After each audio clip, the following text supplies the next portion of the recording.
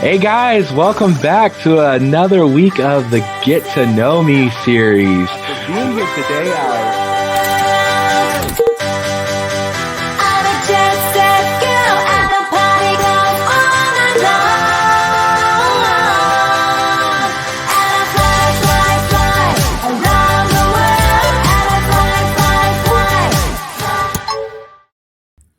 That's right, boys and girls, ladies and gentlemen. It is another episode of the Get to Know Me series right here on our Facebook and YouTube channels. And boy, do we have a great show today. Someone that's a personal favorite of mine, someone that I follow on Instagram, follow on YouTube every week, who has actually taught me quite a bit about reselling. What's reselling? Well, it's a great way to make a living these days. And even more than that, a great way to make content for all your social media channels. So today we're going to talk to Mr. Josh Varnell, also known as Harry Tornado.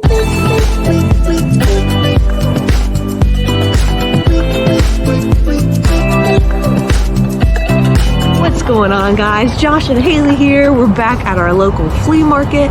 It's been cold for the past couple weeks, and it's still cold today. However, it is packed this week. I don't remember the last time we've seen this many vendors out here at the flea market. So we were pumped. We tried to go to our gas station today to get cash, but of course that ATM was down. So now we have to go to the other side of the flea market to get cash real fast and then start shopping. But I'm pumped. I'm too. Let's do it. We're cashed up.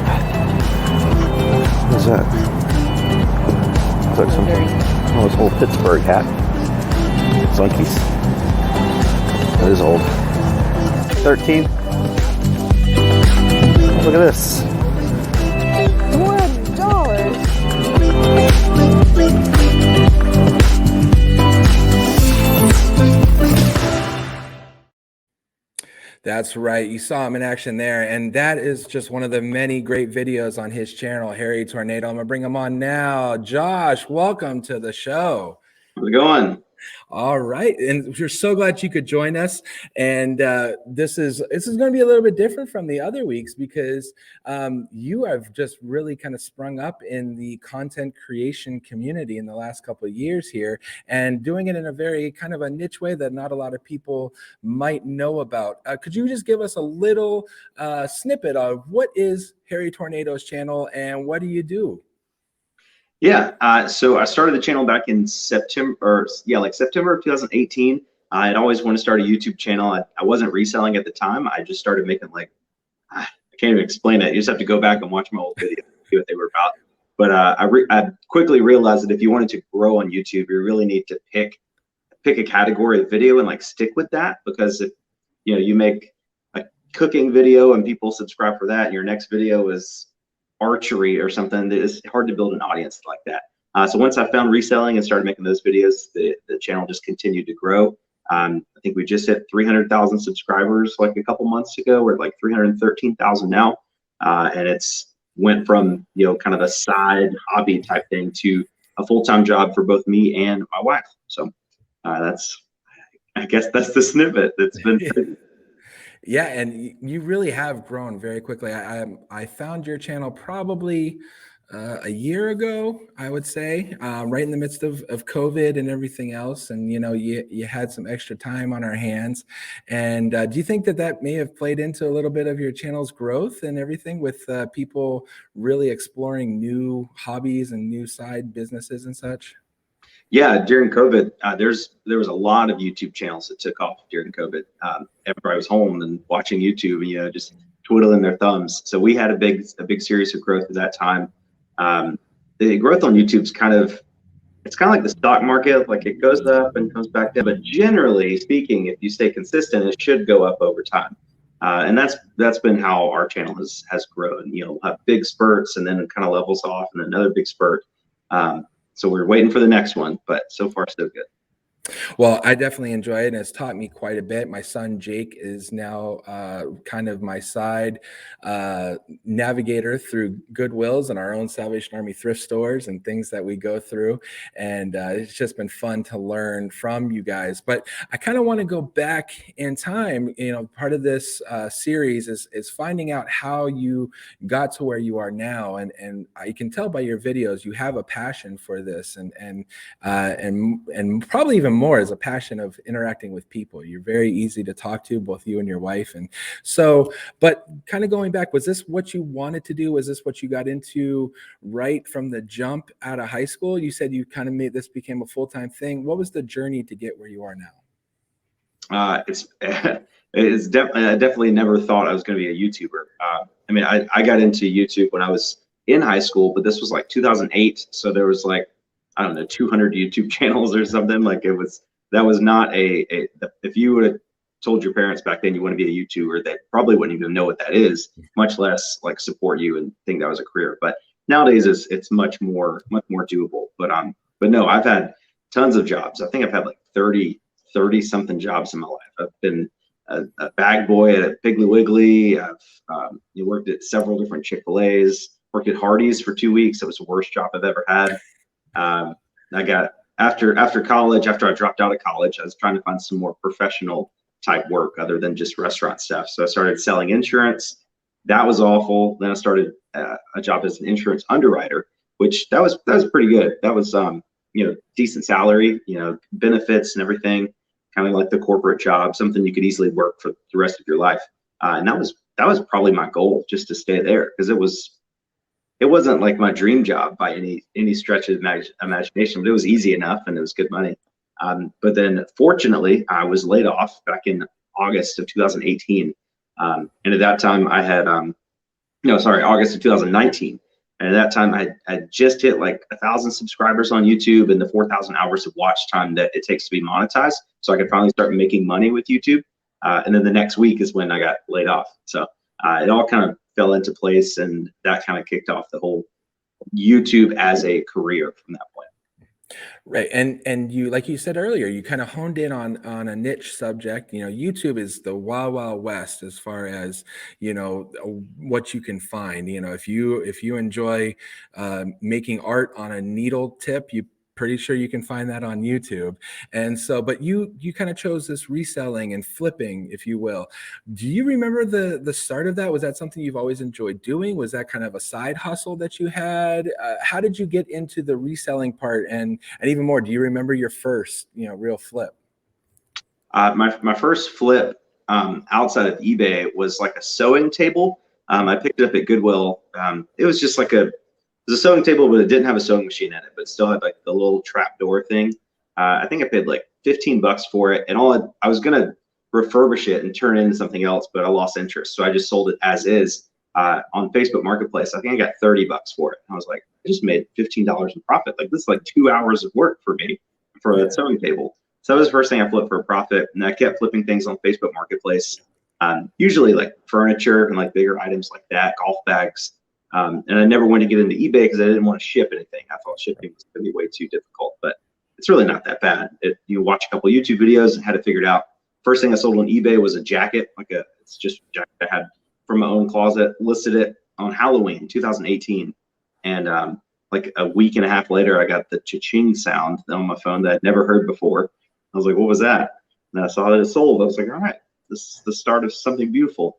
Yeah, that is a great sound, except when it comes at like 3 a.m. and you're you're asleep. But it's still a great sound to hear that something you sold. So you started going into this and started becoming more and more and more. Did you find that as you got into reselling and even as you got into YouTube, did you find that a lot of the things from your past, your education process, were really kind of coming into play? Maybe, learning how to grow your channel, analytics, all these big words. Did you find that, it's not just jumping in and jumping on, but you actually needed to kind of rely on a lot of the stuff you had in the past? That's a good question. I guess it's a mixture of both. Like with YouTube and reselling, it's like it was new territory. I'd never done anything like that before on that scale, and I don't know. That's a tough question. I'd like to think I'd use some of my skills that I learned previously, so they're not all going to waste. Right. But I think for the most part, it's been just learning along the way. Right. Oh, and you talked about being an insurance underwriter and selling insurance and stuff, and dealing with numbers and stuff like that, and having done some of these videos now and even with our own church services and stuff, you've got to figure out, viewership and demographics and where are they coming from and things like that. And it helps you kind of go along that path. Do you find that can be, you talked about your dips and your ups and downs and everything like that. Do you find that can sometimes be a real frustration, especially when you were first starting this, or was it just so much fun that you just kind of weren't really worried about it? I think the best thing about starting YouTube and reselling while I had my other job is that it was never I never had that feeling of desperation that a lot of people have. A lot of people get into reselling because it's like a last ditch effort. Like they've got to make some money somehow. So they have like all the motivation in the world to feed their family. But, I was still working. I was still making good money, supporting the family with that. And all the reselling and YouTube stuff was just kind of, icing on the cake. And then once I got laid off, then it was pedal to the metal for sure. I lost my train of thought. That's all good. No, you're okay. Yeah, I do. And so, in following your channel, we know that Haley, your wife, is joined you on the channel in the last couple of months, and you actually reached a point where she was able to step away from her job as well and join you on this full time. And the purpose of this series is to really kind of not only get to know all these wonderful people, but following God, the passions God's put in your life and kind of going into it, just following those dreams. So that moment where you and Haley kind of decide, we're going to go all in, like we're going all in on this. What was that moment like? A lot of people can feel stuck in there where they're at, but going all in towards this, how did you feel around that? Well, for us, it wasn't really like a certain moment. There was just a period of like 4 or 5 months where Haley was going to work with her at her job that she didn't really like. I was staying home, and YouTube money was really good, and the reselling income was good. And I started traveling. Like I went to Utah to hang out with Tim Osborne at Thrift and Hustle Home Mom, and Haley had to stay home and work. And it got to be where she was working, and we weren't concerned about payday for her because we were just basically living off the YouTube and reselling income. So I'm like, why are you even working if we're not, like, if this isn't something you want to do, if this isn't a passion for you, and we don't even need the money, So even at that point, it still took another 2 or 3 months for her to like finally come around and put her notice in. I think she had a hard time. She had worked really hard to reach that position. She was the lab director for the whole county wastewater treatment facility. And it was like her 3rd job out of college, and she had moved up the ranks every time. And so it was a fairly prestigious job. She had won lab director of the year that year prior for the state. And I think she was like proud of the work she had done there. So I think that was what was keeping her from quitting sooner. It wasn't the money or a lack of faith that we could make it with reselling YouTube. It was like cutting ties to, she went to Clemson and got her biochemistry degree and had worked up the ladder, and like cutting ties to that, I think was probably the biggest hurdle. Because once she joined, that even helped boost us even more. People love Haley. They love seeing her on videos. And our business has done nothing but go up since then. So it was a good move financially, but I guess tough emotionally. Right. Yeah. Sometimes letting go of what you're unaware of, that the future can be kind of scary and everything. And Haley was a great joining the videos. My wife loves watching her, so for sure. No, she liked you as well, but she was glad when Haley joined full time. Well, watching your videos, you've had some pretty fun experiences, and I wanted to kind of lean in that for a moment. And the 2 things that come to mind first would be, you find some incredible items along the way, and at these flea markets and thrift stores, and like you said, traveling all over. What may have been the one item that you just like could not believe that you found, and that you were able to resell, and not even have to be monetarily, just blew you away? A lot of resellers have that like white whale story where they're like, oh, I went to this little yard sale and I found this item for $2 and it was worth $10,000 or something. The Declaration of Independence The behind art. Declaration of Yeah. Independence, yeah. But I mean, we found several things that we've, got for a couple bucks that are worth a couple hundred, but we've never had like that one holy grail or anything. Like even in today's video we posted, I got a mini computer, like a mini desktop computer for $50. Paid my friend to fix it up for us. He had to get a new fan for it or something, and that should sell for like 500. So 50 into 500 is a great flip, but it's not like I'm not gonna tell my grandkids about it one day. It's kind of part of the business. When you spend as much time as we do going to flea markets and thrift stores and garage sales and all this stuff, you're bound to find things like that. Every so often.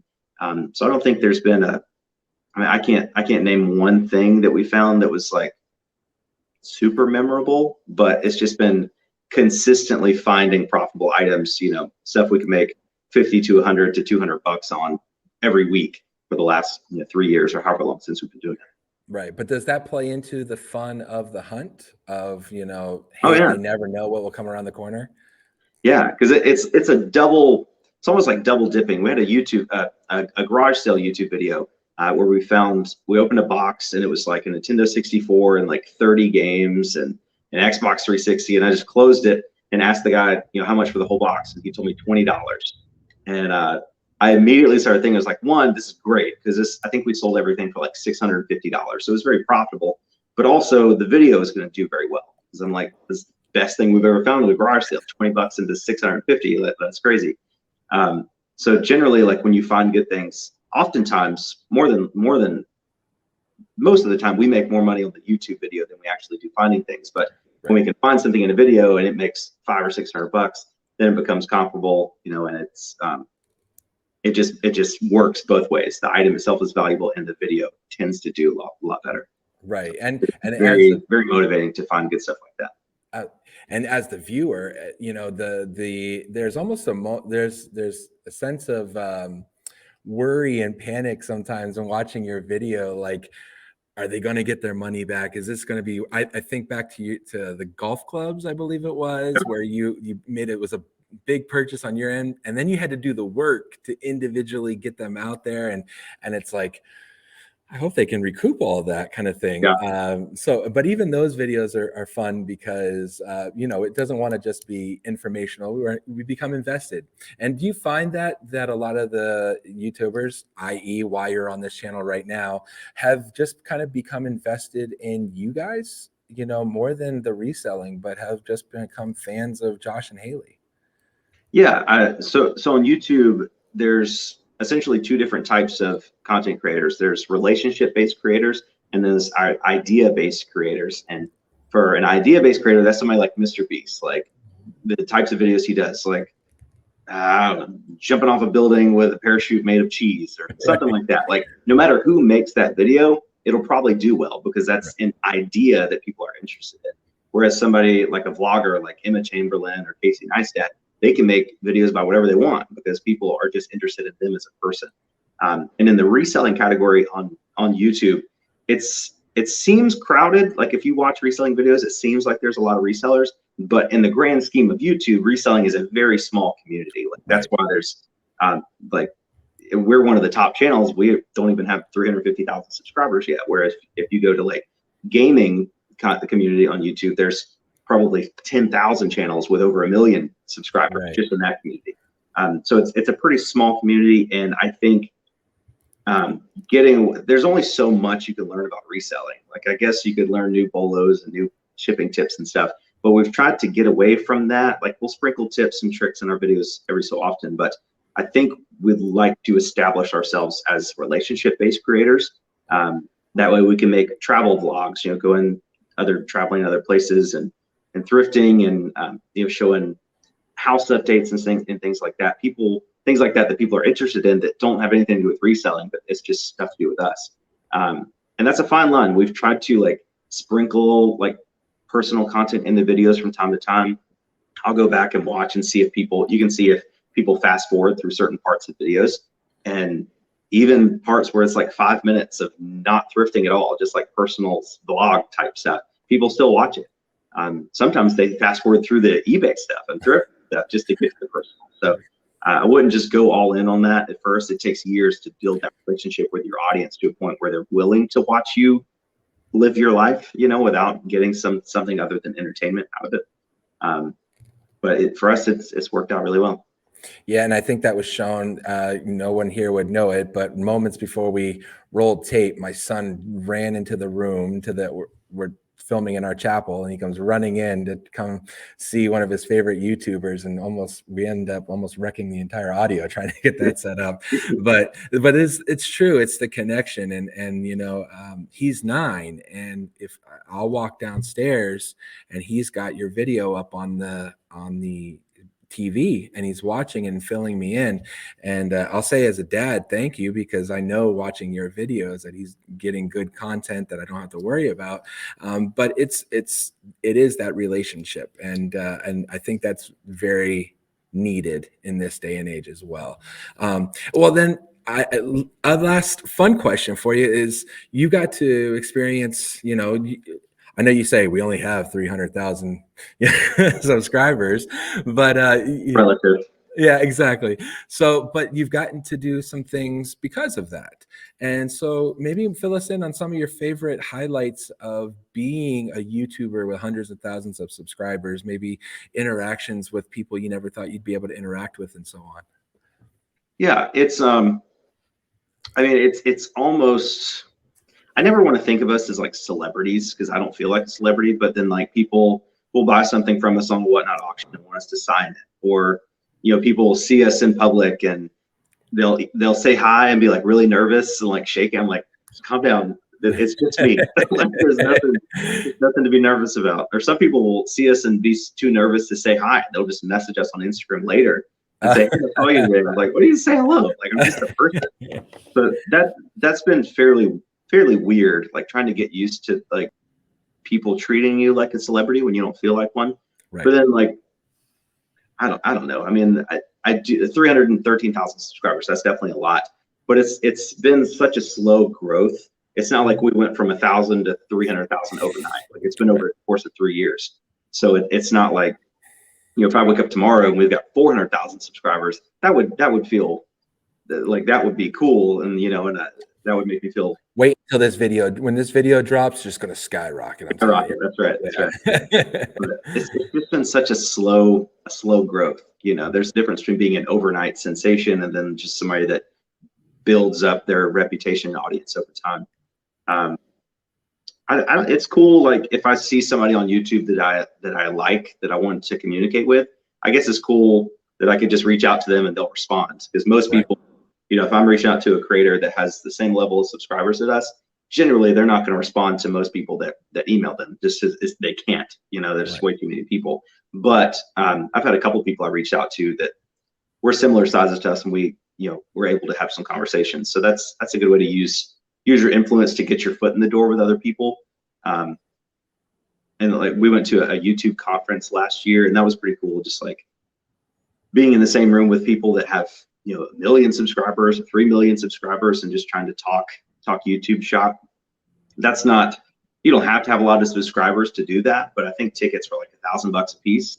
So having the YouTube audience and enough income from YouTube to be able to afford to go to something like that, that was really awesome. We're definitely going to do that again this year. I don't know. I'm sure there's more benefits to it. I can't think of anything off the top of my head. Well, I got to tell you, any like special treatment. I did one time. This guy, when we were doing the bin stores, like going to the Amazon Overstock stores, this guy was trying his best to get us to like. He was like, I came last night. I saved us a spot in the front of the line. I want you guys to come up there. I was like, I don't want to cut the line, man. Like, we got here, like, it's fine. And he was like super adamant. He's like, I got here last night to save this spot. I was like, I really don't want to cut all these people. The last thing I want is somebody filming us like, oh, look, Harry Tornado cutting every line, even though everybody else cuts lawns, So the Spider-Man quote: "With great power comes great responsibility." So it's been, trying to find that balance of life, I guess. Yeah.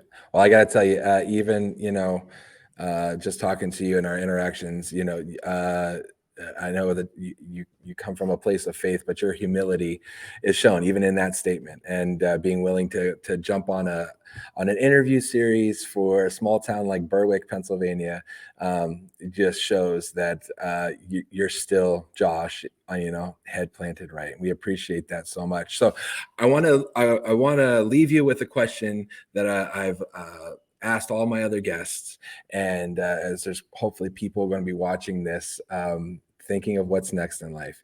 If Josh now could talk to 12-year-old Josh, what would he say? 12-year-old Josh. 12 was a rough year. Usually is. Yeah. I don't know. Like most 12-year-olds, I really cared too much about what people thought of me. And all my focus was just spent on like trying to be cool and trying to fit in and all. And it's natural. Like you want to, for most kids at least, they want to blend in. They don't want to stand out because they don't want to bring attention to themselves.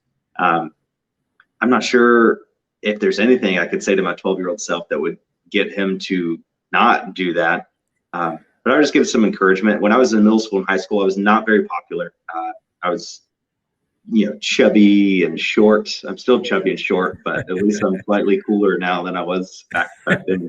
And it's just tough being a kid, and like, cause everything seems so important at the time, and you get older, you realize it wasn't, but in that moment being a kid, it can be tough. So I just give some encouragement, just say like, this is just a small part of your life. You're going to grow up. You're going to do things you never thought you were going to do. You're going to work jobs. You're going to hate them. You're going to love some of the jobs, and things will fall into place. So just enjoy life a little bit. You're 12 years old. Go play something. Go live a little bit. Don't worry so much. You can worry later. You're going to be worrying for the rest of your life. Right. Don't worry right now. Absolutely. And I think that's great advice, not only just for 12-year-olds, but for anybody. You're going to have ups and downs. Let it play out. God's got you. Well, Josh, I want to say thank you so much for giving of your time. And I know you were super busy, and this means the world to us. And so is there anything that you wanted to plug or anything on your way out? I don't think so. About your channel? Yeah, I mean, YouTube channel is Harry Tornado. If you find us on YouTube, I would go back and just start from the beginning, like with our first videos, and then work your way through that way, because you can see us go from not making reselling videos, like just making random videos, to finding that category and then growing that. I did videos where I was thrifting on my lunch break in my old job. Then I made a video the day I got laid off from that job. And then, I was kind of nervous in that video because I didn't know, I had the ability to make money on YouTube at that time, but I wasn't yet. And I had no idea what this would turn into. So the great thing about our channel is you can see the business grow over the last 3 years through like a video diary almost. And I think that's a really interesting thing to see. And I want that to be like inspirational. Like I said earlier, college dropout, have like a 3.0 GPA in high school, very average intelligence, I would think. I'm chubby. I'm 5'6" 3/4 inches. Like there's nothing special about me at all. Like I would definitely not make it in Hollywood. But if you have the ability to speak on camera in a way that portrays authenticity and provide value and valuable information, and give people a reason to watch you, you can grow a YouTube channel. You can grow a social media platform into something that provides an outlet for your creativity and a way for you to help people and change people's lives. We've had people reach out and say they found our videos and they had lost their job or whatever, and now they got into reselling and they are making more money with reselling than they were at their job. Basically the same thing that happened to us. So being able to inspire people and kind of show them the way to do that has been awesome. And just, I don't know, like I never want it to seem braggy or anything like that, but we've been able to build this business way more than I ever thought we could have. And it's just been a huge blessing for us. Obviously, we hired someone recently to help us. We've been able to, bring her on and help her support her family. And I kind of want to hire more people, honestly. I was nervous about hiring the first, but now that we got her, I'm like, I'm gonna hire more. This is great. A couple years, I'll send Jake down. He'll love to work for you. Yeah. That's right. It's you never know exactly what you can accomplish, especially, with God, for sure. He had all this planned out long ago, and it was just up to us to trust the process and put our heads down and keep working. So. Absolutely. And I think it's summed up, you said it's a great creative outlet and great way to help people. You guys have your merch line, support your friends. And, scripturally, there he is. We know scripturally, Jesus said, love your neighbor, and your neighbor is everyone around you. So support your friends, support your neighbors, help out your fellow person. In this day and age, we need that a lot more. Well, Josh, thank you so much. We appreciate your time, and make sure that you tune in every week for Get to Know Me. And don't forget that there is going to be a question in the description with a secret answer from this very interview. See if you can answer to be entered to win a prize for this week's viewing. So on behalf of the Salvation Army, we say thank you to Josh, and we'll see you next time on Get to Know Me.